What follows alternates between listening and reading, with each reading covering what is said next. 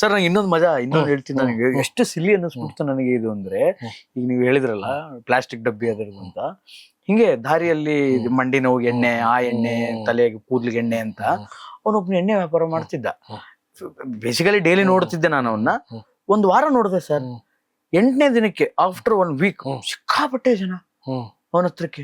ಅಲ್ಲ ನನ್ ಮಗ ಇವನು ಒಂದ್ ವಾರ ಖಾಲಿ ಕೂತಿದ್ದ, ಇವತ್ತಾಗಿ ಇವನ ಹತ್ರಕ್ಕೆ ಜನ ಅಂದ್ರೆ, ಒಂದ್ ಎಣ್ಣೆ ಬಾಟಲ್ ತಗೊಂಡ್ರೆ ಒಂದ್ ಪ್ಲಾಸ್ಟಿಕ್ ಡಬ್ಬಿ ಫ್ರೀ ಅಂತೆ. ಜನ ಪ್ಲಾಸ್ಟಿಕ್ ಡಬ್ಬಿ ಆಸೆಗೆ ಬಂದು ಅದ್ ಏನ್ ಮೆಡಿಸನ್ನು, ಅದ್ ಏನ್ ಸುಡುಗಾಡೋ ಗೊತ್ತಿಲ್ಲ, ಅದನ್ನ ತಗೊಂಡು ಹೋಗ್ತಿದ್ದಾರೆ. ಜನಗಳ ಮೈಂಡ್ ಸೆಟ್ ಹೆಂಗಿದೆ ನೋಡಿ ನಿಮ್ಗೆ ಸರ್. ಮೊನ್ನೆ ಕೋವಿಡ್ ಅಲ್ಲಿ ಫ್ರೀ ಹಾಲ್ ಕೊಡ್ತಾರ ಅನ್ನೋದಕ್ಕೆ 1 ಕೋಟಿ ಮನೇಲಿರೋ ಹೆಣ್ಮಗಳು ಫ್ರೀ ಹಾಲ್ ತಗೊಳಕ್ ಹೋಗಿ ಕಾಲ್ ತುಳಿತಕ್ಕೆ ಹೋಗಿ ಸತ್ತ ಹೋಗ್ಬಿಟ್ಲು. ಅಂದ್ರೆ ಮನುಷ್ಯ ನೋಡಿ, ಕೋಟಿ ಮನೆ, ಕೋಟಿ ರೂಪಾಯಿ ಫ್ರೀ ಹಾಲ್ ಕೊಡ್ತಾರ ಅಂದ್ಬಿಟ್ಟು ಗದ್ಲಲ್ಲಿ ಹೋಗ್ಬಿಟ್ಟು ಈ ತರ ಸ್ಥಿತಿ. ಜನ ಫ್ರೀ ಅನ್ನೋದು ಇದೆಯಲ್ಲ, ಫ್ರೀ ಸಿಗುತ್ತಂದ್ರೆ ನನಗೂ ಇರ್ಲಿ ನಮ್ಮ ಅಪ್ಪಗೂ ಇರ್ಲಿ ಅಂತ ಎರಡೆರಡು ತಗೊಂಡ್ ಹೋಗ್ತಾರೆ. ಅಕಾರ್ಡಿಂಗ್ ಟು ಏನ್ ಫ್ರೀ ಸಿಗ್ಬೇಕು? ಫ್ರೀ ಶಿಕ್ಷಣ ಹಕ್ಕು ಮತ್ತೆ ಆರೋಗ್ಯ ಹಕ್ಕು ಕಂಪಲ್ಸರಿ, ಇವೆರಡೇ ಸಿಗ್ಬೇಕು ಸರ್. ಜನಕ್ಕೆ ಏನು ಕೊಡಬಾರ್ದು ಸರ್. ಸೆಂಟ್ರಲ್ ಗೌರ್ಮೆಂಟ್ ಯಾಕೆ ಇದು ಗೊತ್ತಾಗ್ತಿಲ್ಲ ಅಂತ. ಈಗ ಸರಿ ಆಯ್ತು, ಸ್ಟೇಟ್ ಅಲ್ಲಿ ಏನೋ ನೀವು ಹೇಳ್ದಂಗೆ ಒಂದ್ ಸ್ವಲ್ಪ ಅಸಮಾಧಾನ ಇದೆ ನಾಯಕರಲ್ಲಿ. ಸೆಂಟ್ರಲ್ ಪ್ರಜ್ಞಾವಂತರಿದಾರಲ್ಲ ಸರ್. ಸೆಂಟ್ರಲ್ ಗೌರ್ಮೆಂಟ್ ಮೋದಿ ಅವರು ಸಾಕಷ್ಟು ಒಳ್ಳೆ ಕೆಲಸಗಳನ್ನ ಮಾಡಿದ್ದಾರೆ ಅಂತ ನಾನು ಅನ್ಕೋತೀನಿ. ಯಾಕಂದ್ರೆ ಈಗ ಅವ್ರು ಆಯುಷ್ಮಾನ್ ಭಾರತ್ ಕೊಡೋದು ಎಲ್ಲ ಮಾಡಿದ್ದಾರೆ.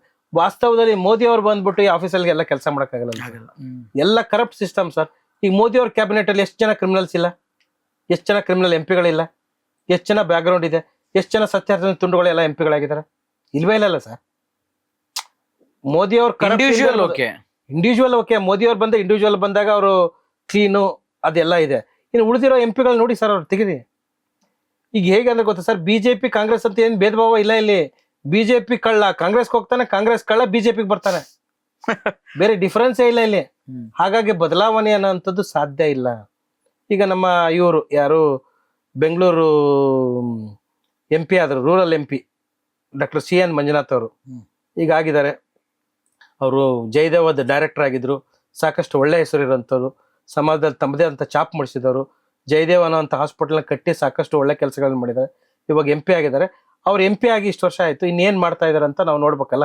ಅಟ್ಲೀಸ್ಟ್ ಎಜುಕೇಟೆಡ್ ಆಗಿ ಅಂದ್ರೆ ಗೊತ್ತಾಗುತ್ತಲ್ಲ ನಮ್ಗೆ. ವಾಸ್ತವದಲ್ಲಿ ನಾವು ಅವ್ರನ್ನ ಓಪ್ಸನ್ ಇಟ್ಕೊಂಡಿದ್ವಿ ಆಸ್ ಎ ಡಾಕ್ಟರ್ ಆಗಿ, ಒಬ್ರು ಕಲಿಗಾಗಿ. ನಾನು ಅನ್ಕೊಳ್ಳೋಂಥದ್ದು ಅವ್ರ ಹೊಸಾದ್ ಏನ್ ಮಾಡ್ತಾರೆ, ಬದಲಾವಣೆ ಏನ್ ಮಾಡ್ತಾರೆ, ಒಂದು ತುಡಿತಾ ಇರುತ್ತಲ್ಲ ಸರ್. ಅವ್ರಿಗೆ ಗೊತ್ತಾ ಇದು ಯಾವ್ದು ಈ ರೈಟ್ ಟು ಹೆಲ್ತ್ ಇದ್ರ ಬಗ್ಗೆ ಗೊತ್ತಿದೆ, ಅವ್ರಿಗೆ ಗೊತ್ತಿದೆ. ಆದ್ರೆ ಅವ್ರಿಗೆ ಹೇಳೋದ್ ದಮ್ಮಿ ಬೇಕಲ್ಲ ಸರ್, ಹೇಳ್ಬೇಕಲ್ಲ. ಮೋದಿ ಅವ್ರಿಗೆ ಇಂಥದ್ದೊಂದು ಇದೆ ವಿಚಾರನ ಪ್ರಶ್ನೆ ಮಾಡ್ಬೇಕಲ್ಲ ಸರ್, ಹೇಳ್ಬೇಕಲ್ಲ. ಇವು ಯಾವ MP ಗಳು ಸರ್, ನಮ್ 19 ಜನ MP ಗಳು ಮೋದಿ ಅವ್ರ ಹತ್ರಕ್ಕೆ ಹೋಗೋದಿಲ್ಲ. ಇವರೆಲ್ಲ ಅವ್ರ ಹೆಸರಲ್ಲಿ ಬಂದಿರುವಂತ MP ಗಳು, ಇವರೆಲ್ಲ ಅವ್ರ ಹೆಸರಲ್ಲಿ. ಮೋದಿಗೆ ಓಟು, ಇವ್ರಿಗೊಂದು ಓಟು ಅಷ್ಟೇ. ನಿಜವಾಗ್ಲೂ ಇವ್ರು ಸ್ವತಃ ಶಕ್ತಿಯಿಂದ ಗೆದ್ದಿರೋರು ಅಲ್ವಲ್ಲ ಸರ್.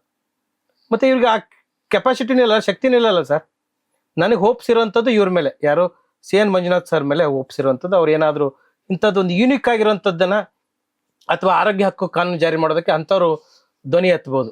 ಅವ್ರು ಮತ್ತೆ ತೇಜಸ್ವಿ ಸೂರ್ಯ ಅಂತವ್ರು, ಅವರು ಧ್ವನಿ ಎತ್ತಿಸ್ಬೋದು, ಅವರು ಪ್ರಶ್ನೆ ಮಾಡಿಸ್ಬೋದು. ಬಟ್ ಆ ಪ್ರಶ್ನೆ ಮಾಡೋ CN ಮಂಜುನಾಥ್ ಸರ್ಗಿದೆ.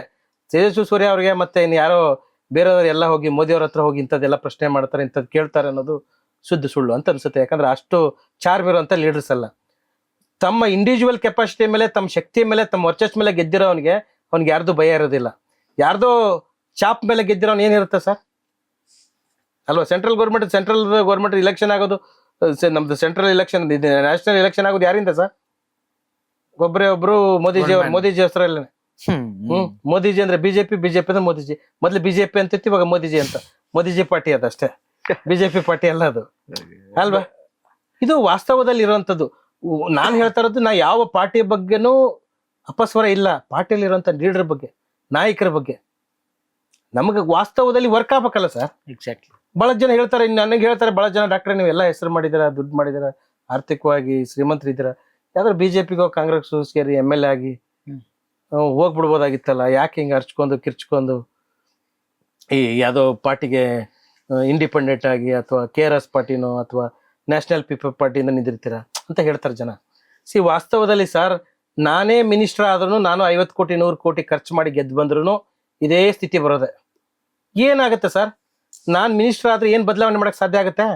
50 ಕೋಟಿ 100 ಕೋಟಿ ಖರ್ಚು ಮಾಡಿ ಬಂದ್ರೆ ಫ್ರೀ ಆಫ್ ಕಾಸ್ಟ್ ಅಲ್ಲಿ ಗೆಲ್ಸಿದ್ರೆ ಮಾತ್ರ ಆರೋಗ್ಯ ಹಕ್ಕು, ಈ ಆರೋಗ್ಯದ ಬಗ್ಗೆ ಅಥವಾ ಈ ವಿಚಾರದ ಬಗ್ಗೆ ಪ್ರಶ್ನೆ ಮಾಡಬಹುದು, ಏನಾದ್ರೂ ಒಂದ್ ಮಾಡಬಹುದು. ನೀವು ಖರ್ಚು ಮಾಡ್ಕೊಂಡ್ರೆ ಅದನ್ನ ಮತ್ತೆ ಹೆಂಗ್ ತಗೋಬೇಕನ್ನೋ ಆಲೋಚನೆ. ಅವನೊಬ್ಬ ಕಳ್ಳ ಇದ್ದ, ನಾನು ಹೊಸ ಕಳ್ಳ ಅಷ್ಟೇ. ಬದ್ಲೇನಾಗತ್ತೆ ಸರ್? 50 ಕೋಟಿ 100 ಕೋಟಿ ಖರ್ಚು ಮಾಡಿ ಬಿಸ್ನೆಸ್ ಮಾಡುವಾಗ ಆ ಬಿಸ್ನೆಸ್ ಆಗೇ ವರ್ಕ್ ಆಗುವಂಥದ್ದು. ಜನಕ್ಕೆ ಚುಕ್ತಾನ ಆಗ್ಬಿಟ್ಟಿರುತ್ತೆ ಸರ್. ಎಲೆಕ್ಷನ್ ಟೈಮಲ್ಲಿ ಬಂದಿರುವಾಗ 500 ಏನೇನು ಕೊಡ್ಬೇಕು ಚುಕ್ತಾ ಮಾಡಿ ಬಿಟ್ಟು ಅವ್ರು ವಿಧಾನಸೌಧ ಸೇರ್ಕೊಂಡ್ಬಿಡ್ತಾರೆ. ಸದಾಶಿವನಗರ, ಡಲ್ಲರ್ಸ್ ಕಾಲನಿ, ಬೆಂಗಳೂರು ಸೇರ್ಕೊಂಡ್ರೆ ಒಳ ಹೋಗೋದೇ ಇಲ್ಲ. 5 ವರ್ಷಕ್ಕೊಮ್ಮೆ ಬರ್ತಾರೆ. ಈ ಬಡವರು, ದೀನದಲಿತರು, ಹಣ ಇಲ್ಲದೆ ಇರೋರು ನಿಮ್ ಹತ್ರಕ್ ಬಂದ್ರೆ ಹೆಂಗೆ ನೀವು ಟ್ರೀಟ್ಮೆಂಟ್? ಇಲ್ಲ, ನಮ್ಮ ಹತ್ರ ಅಸಹಾಯಕರು, ಬಡವರು, ನಿಜವಾಗ್ಲೂ ಆಧಾರ್ ಕಾರ್ಡ್ ಇಲ್ಲ, ರೇಷನ್ ಕಾರ್ಡ್ ಇಲ್ಲ, ಏನು ಇಲ್ಲದೆ ಇದ್ರೆ ನಮ್ದು ಡಾಕ್ಟರ್ ಹೆಬ್ಬೀಸ್ ಕ್ಲಿನಿಕ್ ಅಂತ ಹೆಬ್ಬಾಳಲ್ಲಿ ಭದ್ರಾಪಳ್ಳಿ ಹೋಟೆಲ್ ನಮ್ದೊಂದು ಫ್ರೀ ಕ್ಲಿನಿಕ್ ಇದೆ. ಈವ್ನಿಂಗ್ ಪ್ರತಿ ಸಂಡೇ ಫ್ರೀ ಕ್ಲಿನಿಕ್ ನ ಮಾಡ್ತೀವಿ. Every Sunday free doctor consultation, basic medicines, basic blood test, ECG checkup, ಇದನ್ನ ಕಂಪ್ಲೀಟ್ ಆಗಿ ಪ್ರತಿ ಭಾನುವಾರ 9 ರಿಂದ 5 ಗಂಟೆ ಫ್ರೀ ಕ್ಲಿನಿಕ್ ನ ಮಾಡ್ತಾ ಇದೀವಿ. ಎಲ್ಲಿ? ಡಾಕ್ಟರ್ ಹೆಬ್ಬೀಸ್ ಕ್ಲಿನಿಕ್ ಅಂತ ಭದ್ರಾಪಳ್ಳಿ ಒಟ್ಟು ಹೆಬ್ಬಾಳದಲ್ಲಿರುವಂಥದ್ದು ಫ್ರೀ ಕ್ಲಿನಿಕ್, ಯೂನಿಕ್ ಕ್ಲಿನಿಕ್ ಅಂತ ಮಾಡಿದೀವಿ. ಮತ್ತೆ ಡಾಕ್ಟರ್ ವೀಲ್ಸ್ ಮುಖಾಂತರ ನಾವು ಗೌರ್ಮೆಂಟ್ ಸ್ಕೂಲ್ಸ್, ಓಲ್ಡ್ ಏಜ್ ಹೋಮ್ಸ್ಗೂ ಮತ್ತೆ ಎಲ್ಲಿ ಕನೆಕ್ಟ್ ಮಾಡಿದ್ರು ಅವ್ರಿಗೆ ಹೋಗಿ ಚೆಕ್ ಮಾಡಿ ಕ್ರೌಡ್ ಟ್ರೀಟ್ಮೆಂಟ್ ಅಂದ್ರೆ ಕ್ಯಾಂಪ್ ವಾಯ್ಸ್ ಟ್ರೀಟ್ಮೆಂಟ್. ಒಂದು 30 ಜನ 50 ಜನ ಇದೀವಿ ಸರ್. ನಮ್ಗೆ ಬಡವರು ಇದಾರೆ, ನಮ್ಗೆ ಮೆಡಿಸಿನ್ಸ್ ಇಲ್ಲ, ತುಂಬಾ ಅಸಹಾಯಕತೆ ಇದೆ, ನಿಜವಾಗ್ಲೂ ಅವಶ್ಯಕತೆ ಇದೆ ಅಂದ್ರೆ ನಾವು ಕಂಪ್ಲೀಟ್ ಫ್ರೀ ಆಫ್ ಕಾಸ್ಟ್ ಮಾಡ್ತೀವಿ. ಬಿಕಾಸ್ ನನ್ನ ಹತ್ರ ಡಾಕ್ಟರ್ಸ್ ಇದ್ದಾರೆ, ನಾನು ಡಾಕ್ಟರ್ ಆಗಿದ್ದೀನಿ, ಬೇರೆದವ್ರ ಮೆಡಿಸಿನ್ ಸ್ಪಾನ್ಸರ್ ಮಾಡ್ತಾರೆ, ಬೇರೆದವ್ರು ಸಪೋರ್ಟ್ ಮಾಡ್ತಾರೆ. ಅವಶ್ಯಕತೆ ಇರೋರಿಗೆ ಸಾಕಷ್ಟು ಜನ ಸರ್, ಸಾಕಷ್ಟು ಜನ ಒಳ್ಳೆಯವರಿದ್ದಾರೆ. ನನ್ನ ಲೈಫಲ್ಲಿ ಕೆಟ್ಟವ್ರನ್ನ ನೋಡಿದ್ದು ತುಂಬ 5% ಜನ ಸರ್. ಅದು 5% ಅಂದ್ರೆ ನಾವು ಅವ್ರಿಗೆ ಅವ್ನ ಕಳ್ಳ ಸುಳ್ಳ ಅವ್ನು ಸರಿ ಇಲ್ಲ ಅಂದಿದ್ದಕ್ಕೆ ಅವ್ರು ಮಾತ್ರ ಬೈತಾರೋದಿನ್. 95% ಜನ ಒಳ್ಳೆಯವರೇ ಸರ್. ಜನ ಮೂಲತವಾಗಿ ಜನ ಒಳ್ಳೆಯವರೇ ಇರ್ತಾರೆ ಸರ್. ಪರಿಸ್ಥಿತಿಗೆ ಅನುಗುಣವಾಗಿ, ಸಮಯಕ್ಕೆ ಸಂದರ್ಭಕವಾಗಿ ಅವ್ರು ಕೆಟ್ಟವರಾಗಿರ್ತಾರೆ. ಸಾಕಷ್ಟು ಜನ ಒಳ್ಳೆಯವರು ಇದ್ದಾರೆ. ನಿಮ್ಗೆ ಒಳ್ಳೆ ಸೇವೆ ಸಿಗ್ಬೇಕಾಗಿದ್ರೆ, ನಿಜವಾಗ್ಲೂ ಜೆನ್ಯೂನ್ ಆಗಿದ್ರೆ ಫ್ರೀ ಹೆಲ್ತ್ ಚೆಕಪ್ ಕ್ಯಾಂಪನ್ನ ನಿಮ್ದೇ ಜಾಗಕ್ಕೆ, ಗೌರ್ಮೆಂಟ್ ಸ್ಕೂಲ್ ಆಗಿರ್ಲಿ, ಓಲ್ಡ್ ಏಜ್ ಹೋಮ್ ಆಗಿರ್ಲಿ, ಸ್ಲಮ್ ಆಗಿರ್ಲಿ, ಯಾವ್ದಾದ್ರು ವಿಲೇಜ್ ಆಗಿರ್ಲಿ, ನಾವು ಬಂದು ಅಲ್ಲಿ ಫ್ರೀ ಆಫ್ ಕಾಸ್ಟ್ ಸರ್ವಿಸ್ ಕೊಡ್ತೀವಿ. ಪೊಲಿಟಿಷಿಯನ್ಸ್ ಬರ್ತಡೇ ದಿನ ಮೆಡಿಕಲ್ ಕ್ಯಾಂಪ್ ಗಳೆಲ್ಲ ಕರೆಸ್ತಾರಂತೆ, ಹಂಗ ಅಡ್ವಾನ್ಸ್ ತಗೊಂಡ್ಬಿಡ್ತಾರಂತೆ. ಹೌದು ಸರ್, ಅದು ದೊಡ್ಡದು ಸರ್. ಅವ್ರದ್ದೇನಂದ್ರೆ 4 ಫುಟ್ ರೋಡ್, 40 ಫುಟ್ ಬೋರ್ಡ್ ಅನ್ನ ಮಾಡ್ತಾರ ಅವ್ರು. ಅನ್ನನ ಹುಟ್ಟಹಬ್ಬದ ಶುಭಾಶಯಗಳು. ಹೌದು ಸರ್, ರೋಡ್ ಇರುತ್ತೆ, ಒಂದ್ 4 ಫುಟ್ ರೋಡ್ ಮಾಡ್ತಾರೆ, 40 ಫುಟ್ ಬೋರ್ಡ್ ಹಾಕೋತಾರೆ ಅವ್ರು ಫಸ್ಟ್. ಇಲ್ಲ, ಅನ್ನನ ಬರ್ತಡೆ, ಅನ್ನನ ಹುಟ್ಟದಹಬ್ಬದ ಶುಭಾಶಯಗಳಿಗಾಗಿ ಡಾಕ್ಟರ್ ಸುನೀಲ್ ಕುಮಾರ್ ಹೆಬ್ಬಿ ಅವರು ಉಚಿತ ಆರೋಗ್ಯ ತಪಾಸಣೆ ಶಿಬಿರ ಏರ್ಪಡಿಸ್ತಾ ಇದಾರೆ. ತಾವೆಲ್ಲರೂ ಬಂದು ಸರ್ವಿಸ್ ನ ಪಡ್ಕೋಬೇಕು. ನಮಗ್ ಹೋದಾಗ ಬಡವರು ಯಾರು ಇಲ್ಲಲ್ಲ ಸರ್. ಇದೆ ಇವನ್ ಬರ್ತಡೇಗೆ, ಇವನ್ ಶೋಕಿಗೋಸ್ಕರ ನಮ್ಮನ್ನ ಬಳಸ್ಕೋತಾರ ಸರ್. ಅಂತ ಕ್ಯಾಂಪ್ಗೆಲ್ಲ ನಾವು ಬರೋದೇ ಇಲ್ಲ. ಕರಿಲೇಬೇಡಿ, ನಾವ್ ಬರೋದೇ ಇಲ್ಲ.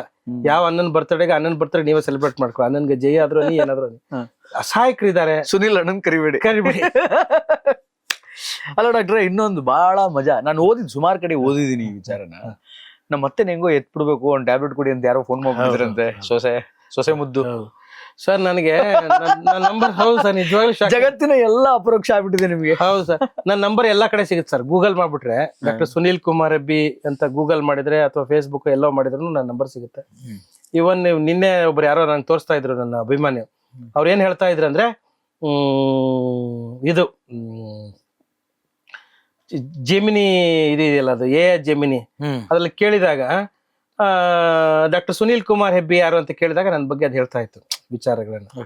ಇದೇ ತರನೇ ನನ್ನ ನಂಬರ್ ಎಲ್ಲ ಕಡೆ ಸಿಗುತ್ತೆ, ಈ ತರ ಎಲ್ಲ ಹೇಳ್ತಾ ಇದ್ದಾಗ ಅವ್ರ ನಂಬರ್ ತಗೊಂಡು ನಮ್ಮ ಮತ್ತೇನು ಸಾಯಿಸ್ಬೇಕು ಸರ್, 2 ಮಾತ್ರೆ ಕೊಡಿ. ನಾನು ಅಂದೆ, 100 ಲಕ್ಷಾಂತರ ಜನ ಪ್ರಾಣ ಉಳಿಸಿದೀವಿ, ನಮ್ಮ ಮತ್ತೇನು ಸಾಯಿಸೋದಕ್ಕೆ ನೀವು 2 ಮಾತ್ರೆ ಕೊಡಿ ಅಂತ ಕೇಳಿದಾಗ ನನಗೊಂದ್ಸರಿ, ನಾನು ಈ ಭ್ರಷ್ಟರನ್ನ ದುಷ್ಟ ಅಂತ ಹೇಳಿದೀವಿ, ಶತ್ರುಗಳನ್ನ ಹಾಕೊಂಡಿದ್ವಿ, ಇವ್ರು ಯಾರೋ ಟ್ರ್ಯಾಪ್ ಮಾಡೋದಕ್ಕೆ ಏನಾದ್ರು ಪ್ಲಾನ್ ಮಾಡ್ತಾ ಇದಾರೆ ಅಂತ ನಮ್ಗೆ ಯೋಚನೆ. ಫೋನ್ ಬಂದ್ರೆ ಯಾವ್ದೇ ಬಂದ್ರು ಸಂಸದ ಕೊಟ್ಬಿಟ್ರೆ ನೀವು ಲಾಕ್ ಮಾಡೋಣ ಒಬ್ಬನೇ ಅವನ. ಈ ತರದಾಗ ನಾನು ಗಾಬರಿಯಿಂದ ಕೇಳಿದೆ, ಯಾರಮ್ಮ ನೀನು ಅಂತ. ನನ್ ಸಹನ ಅಂತ ಹೇಳಿದ್ಲು. ಇದು ಯಾವ್ದೋ ಮಿಸ್ ಹೊಡಿತಾ ಇದೆಯಲ್ಲ, ಇದು ಏನ್ ಸುದ್ದಿ, ಯಾಕೆ ನಿಮ್ಮ ಅತ್ತಿನ ಸಾಯಿಸ್ತಿ ಅಂದ್ರೆ, ನಮ್ಮ ಅತ್ತೆ ತುಂಬಾ ತೊಂದರೆ ಕೊಡ್ತಾರ ಸರ್ ಅಂತ. ಅಯ್ಯೋ ಇದಾಯ್ತಂದಾಗ ಹಂಗೆ ನಾನು ಮಾತಾಡಿದಾಗ 2 ಮಾತ್ರೆ ಬರ್ದು ಕೊಡಿ ಸರ್, ತಕ್ಷಣ ಸತ್ತು ಹೋಗ್ಬೇಕು ಸರ್ ಅವಳು. ಸಹನೇ ಕಳ್ಕೊಂಡ್ಬಿಟ್ಟಿಲ್ಲ. ತಕ್ಷಣ ನಾನು ಸಂಜಯನಗರ ಪೊಲೀಸ್ ಸ್ಟೇಷನ್ ಹೋಗಿ ಕಂಪ್ಲೇಂಟ್ ಕೊಟ್ರ ಪೊಲೀಸ್ ಎತ್ಕೊಂಡ್ಬಂದು ಡ್ರಿಲ್ ಮಾಡಿ ಬಾಯಿ ಬಿಡಿಸಿರೋದು ಅವಳನ್ನ. ಅವಳು ನಿಜವಾಗ್ಲೂ ಸೊಸೆನೆ, ನಿಜವಾಗ್ಲೂ ಸೊಸೆ ಎತ್ಕೊಂಡ್ಬಂದ್ರು. ಆಮೇಲೆ ಪೊಲೀಸು ಫೇಕ್ ಅಲ್ಲ, ರಿಯಲ್ ಆಗಿರೋದೇ. ಪೊಲೀಸ್ ಸ್ಟೇಷನ್ ಕಂಪ್ಲೇಂಟ್ ಆಗಿ ನೀನು ಜೈಲ್ ಪಾಲಾಗಬೇಕಾಗಿತ್ತು. ಅದೇನೋ ಮತ್ತೆ ಬೇರೆ ಟ್ವಿಸ್ಟ್ ಆಯ್ತು. ಅದೇನಂದ್ರೆ ನಾನೇ ಸಾಯ್ಬೇಕಂತ ಮಾತ್ರ ಕೇಳಿದ್ದೆ ಅಂತ ಹೇಳಿದ್ಲು, ನಾನೇ ಮೆಂಟಲಿ ಡಿಸ್ಟರ್ಬ್ ಅಂತ ಹೇಳಿದ್ಲು. ಅಂದ್ರೆ ಈ ತರದ್ ಇರ್ತಾವೆ ವಿಚಾರಗಳನ್ನ ಕೇಳೋದಕ್ಕೆ. ಅವಳು ಸಾಯೋದಾದ್ರೂ ತಪ್ಪೆ, ಅತ್ಯಂತ ಸಾಯಿಸೋದಾದ್ರು ತಪ್ಪೆ. ಅದನ್ನ ಯಾರಾದ್ರೂ ಡಾಕ್ಟ್ರು ಅಡ್ವೈಸ್ ಮಾಡಿದ್ರೆ ಅವ್ನಿಗೆ ಶಿಕ್ಷೆ 15 ವರ್ಷ ಶಿಕ್ಷೆ. ಇದು ಒಂದೇ ಅಲ್ಲ ಸರ್, ಅತ್ತೆ ಸೊಸೆದು ಒಬ್ಬ ಕಿಡ್ನಿ ಮಾರಾಟ ಮಾಡ್ಬೇಕಂತ ಅದನ್ನ ಹೇಳಿದ್ದೆ, ಒಬ್ರು ಯಾರೋ ಅಬಾರ್ಷನ್ ಮಾಡ್ಬೇಕು ಸರ್ ನಮ್ಗೆ ಅಂತ ಹೇಳಿದ್ರು. ಈ ತರ ಜನ ಏನಂದ್ರೆ ಇದನ್ನೇ ಇಲ್ವೇ ಇಲ್ಲ ಅವ್ರಿಗೆ. ಒಟ್ಟಿಗೆ ಡಾಕ್ಟರ್ ಅಂದ್ರೆ ನೀವು ಹೇಳಿದಾಗ ಅವಾಗ್ಲೇ ಹೇಳಿದಲ್ಲ, ಏನೆಲ್ಲ ಮಾಡ್ತಾರೆ, ಅಬಾರ್ಷನ್ ಮಾಡ್ತಾರೆ, ಕಿಡ್ನಿ ಮಾರಾಟ ಮಾಡೋದು ಕಿಡ್ನಿನೂ ಮಾರಾಟ ಮಾಡ್ತಾರೆ, ಯಾರಿಗೋ ಸಾಯಿಸೋದಕ್ಕೆ ಮಾತ್ರೆ ಕೊಡ್ತಾರೆ. ನಾನು ಕೇಳಿದೆ, ನಿನಗೆ ನನಗೆ ಫೋನ್ ಮಾಡಂಗೆ ಹೆಂಗೆ ಬಂತು? ನಾನು ಯಾರಿಗಾದ್ರೂ ಈ ಮಾತ್ರೆ ಕೊಟ್ಟು ಬೇರೆದವ್ರಿಗೆ ಯಾರಿಗಾದ್ರು ಸಾಯಿಸಿದ್ನಾ? ಏನು ಕತೆ ಇದು ಅಂತ ವಿಚಿತ್ರ ಆಗ್ಬಿಡುತ್ತೆ, ನಂಗೆ ಶಾಕ್ ಆಯಿತು. ಭಯನೂ ಆಗ್ಬಿಡುತ್ತೆ ಸರ್. ಕೆಲವು ಸಾರಿ ಜನ ಯಾವ್ಯಾವ ರೂಪದಲ್ಲಿ ಬರ್ತಾರೆ ಗೊತ್ತಿಲ್ಲ, ಟ್ರ್ಯಾಪ್ ಮಾಡೋದಕ್ಕೆ ಅಥವಾ ಎಕ್ಸಾಕ್ಟ್ಲಿ ಡಿಸ್ಟರ್ಬ್ ಮಾಡಕ್ ಬರ್ತಾರೆ, ತೊಂದರೆ ಮಾಡ್ತಾರೆ. ಹಾಗಾಗಿ ನಾವು ಹೇಳ್ತಾ ಇದ್ದು ನ್ಯಾಯಯುತವಾಗಿ ಪ್ರಾಮಾಣಿಕವಾಗಿದ್ರೆ ಜನ ಬರ್ತಾರೆ ಸರ್. ಶತ್ರುಗಳು ಇರ್ತಾರೆ, ಎಲ್ಲರೂ ಇರ್ತಾರೆ. ಹಾಗಾಗಿ ನಾನು ಕೇಳುತ್ತದ್ದು ಎಷ್ಟು ಸಾಧ್ಯ ಆಗುತ್ತೋ ಒಳ್ಳೆ ಕೆಲಸಕ್ಕೆ ಪ್ರಾಮಾಣಿಕವಾಗಿ ಆರೋಗ್ಯ ಸೇವೆ ಬೇಕಾದ್ರೆ ನಮ್ಮನ್ನ ಸಂಪರ್ಕ ಮಾಡಿ. ಡಾಕ್ಟರ್, ಫೈನಲಿ ಸಣ್ಣ ಪುಟ್ಟ ಕಾಯಿಲೆಗಳಿಗೆ ಹೆಬ್ಬಿಸ್ ಕ್ಲಿನಿಕ್ ಅಲ್ಲಿ ಆರೋಗ್ಯ ತಪಾಸಣೆ ಆಗುತ್ತೆ, ಅಲ್ಲಿ ಟ್ರೀಟ್ಮೆಂಟ್ ಸಿಗುತ್ತೆ, ಮೆಡಿಸಿನ್ ಸಿಗುತ್ತೆ, ಬೇಸಿಕ್ ಮೆಡಿಸಿನ್ಸ್ ಎಲ್ಲ ಸಿಗುತ್ತೆ. ಬಹಳ ದೊಡ್ಡದಾದಂತಹ ಕಾಯಿಲೆ ಇತ್ತು, financially we are not stable, ನಮ್ಮ ಕಡೆಯಿಂದ ದುಡ್ಡಿಲ್ಲ ಅಂತ, ದೊಡ್ಡ ಕ್ಯಾನ್ಸರ್ ಏನೋ ಆಗಿದೆ. ಸೊ ಅಂತಹ ಕಾಯಿಲೆಗಳಿಗೆ ಸುನಿಲ್ ಕುಮಾರ್ ಅವರು ಹೆಂಗೆಲ್ಲ ರಿಯಾಕ್ಟ್ ಮಾಡ್ತಾರೆ? ಇಲ್ಲ, ನಾವು ಅವಾಗಲೇ ಹೇಳಿದಾಗೆ ಕಿದ್ವಾಯಿ, ಸಪ್ತಗಿರಿ, ರಾಮಯ್ಯ ಹಾಸ್ಪಿಟ್ಲು, ದೊಡ್ಡ ಹಾಸ್ಪಿಟಲ್ ಜೊತೆ ಟೈಪ್ ಆಗಿದ್ವಿ. ಅಲ್ಲಿ ಫ್ರೀ ಆಫ್ ಕಾಸ್ಟ್ ಅಲ್ಲಿ 5 ರೂಪಾಯಿಂದ 5 ಲಕ್ಷ ರೂಪಾಯಿಂದ 10 ಲಕ್ಷವರೆಗೂ ಫ್ರೀ ಆಫ್ ಕಾಸ್ಟ್ ಅಲ್ಲಿ ಅವ್ರಿಗೆ ಅವ್ರದ್ದು ರೇಷನ್ ಕಾರ್ಡ್ ಇರಬೇಕು, ಮತ್ತೆ ಆಧಾರ್ ಕಾರ್ಡ್ ಇರಬೇಕು. ಇದ್ರೆ ಕಂಪ್ಲೀಟ್ ಫ್ರೀ ಆಫ್ ಕಾಸ್ಟ್ ನಿಮ್ಮನ್ನು ಕಾಂಟ್ಯಾಕ್ಟ್ ಮಾಡಿದ್ರೆ ನೀವು ನಾವು ಸರ್ವಿಸ್ ಕೊಡ್ತೀವಿ. ಒಳ್ಳೆದಾಗ್ಲಿ ಡಾಕ್ಟ್ರೆ. ಇಷ್ಟೊತ್ತು ಕೂತು ಅನೇಕ ವಿಚಾರಗಳನ್ನು ಮಾತಾಡಿದಿರಿ. ನಿಮ್ಮ ಮುಂದಿನ ಎಲ್ಲಾ ನಿಲುವುಗಳು, ನಿಮ್ಮ ಮುಂದಿನ ಎಲ್ಲಾ ಯೋಜನೆಗಳು ಸಕ್ಸಸ್ಫುಲ್ ಆಗಲಿ, ಪೊಲಿಟಿಕಲ್ ಅಲ್ಲೂ ಸಕ್ಸಸ್ ಕಾಣಿ ಆದಷ್ಟು ಬೇಗ. ಒಳ್ಳೆ ಡಾಕ್ಟ್ರು ವಿಧಾನಸೌಧಕ್ಕೆ ಹೋಗ್ಲಿ. Thank you sir. Thank you so much ಡಾಕ್ಟ್ರೆ. ಒಟ್ಟಾರೆಯಾಗಿ ಇದು ಈ ಹೊತ್ತಿನ ವಿಶೇಷ ಸಂದರ್ಶನ. ಮತ್ತೆ ಮುಂದಿನ ಸಂದರ್ಶನದಲ್ಲಿ, ಅಂದ್ರೆ ಮುಂದಿನ ಇಂಟರ್ವ್ಯೂ ಅಲ್ಲಿ ಮತ್ತೊಬ್ಬ ವಿಶೇಷ ಅತಿಥಿಯೊಂದಿಗೆ ನಾನು ಬರ್ತೀನಿ. ಅಲ್ಲಿವರೆಗೂ ನೋಡ್ತಾ ಇರಿ ರೆಬೆಲ್ ಟಿವಿ. ನಮಸ್ಕಾರ.